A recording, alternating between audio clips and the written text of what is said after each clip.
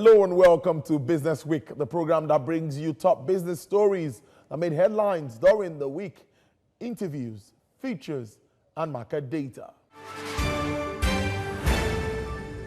Now let's start with this story saying a 2019 Global Multidimensional Poverty Index has shown that the number of poor Nigerians has increased from 86 million to 98 million in 10 years.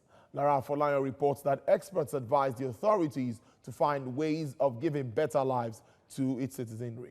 The United Nations Development Programme and the Oxford Poverty and Human Development Initiative's Global Multidimensional Poverty Index for 2019 shows rising numbers of multidimensional poor Nigerians. Multidimensional poverty reveals who is poor and what makes him so.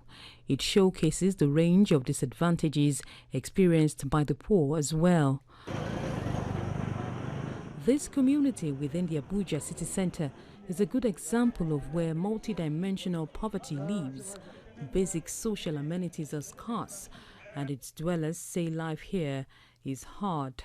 Well, life in this place is very hard because we don't have good road, we don't have water, and we don't have light steady. It's very painful. Okay.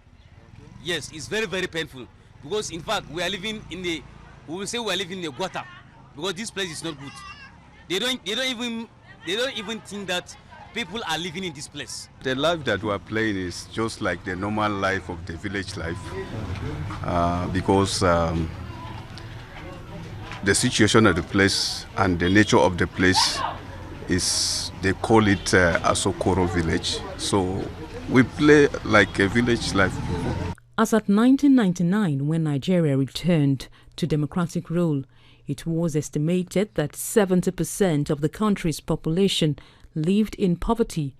A number of poverty alleviation programs have since then been introduced to address the situation. We're not looking at those factors that should be able to now, aggregate, or those variables that can be able to help us, start creating what we call proper, sustainable social security programs. That's what the problem is. In 2016, government established a social investment program for more equitable distribution of resources to vulnerable populations. Nigeria's Social Investment Office says over 470 billion naira has so far been spent on its programs in the last 3 years, and under its conditional cash transfer program, over $22.2 million has been distributed amongst Nigeria's extreme poor from the $322 million repatriated Abacha loot. $22 million. 22,216,829 has been disbursed so far. This is from August because we first needed to ensure that we had clarity on payments being made in the remote areas. Despite this intervention, a report by the World Poverty Clock in 2019 shows the country's poverty figures worsening. The authorities have since disputed the report, but economic watchers say the focus of government should rather be on re-strategizing poverty reduction projects. Government can begin to do direct intervention. And when I say direct intervention, that is provision of housing, provision of food. Now, when you are thinking social security programs through, you must be able to deal, with some certain factors that come into planning social security programs, okay? 1, you must be able to have proper statistics and data. 2, you must be able to understand the skill sets that you need. 3, you must be able to now strike a market for these skill sets. Majority of the locals in this community want government to help improve their lot, even though this man has simply given up on the authorities. Everybody have his own time.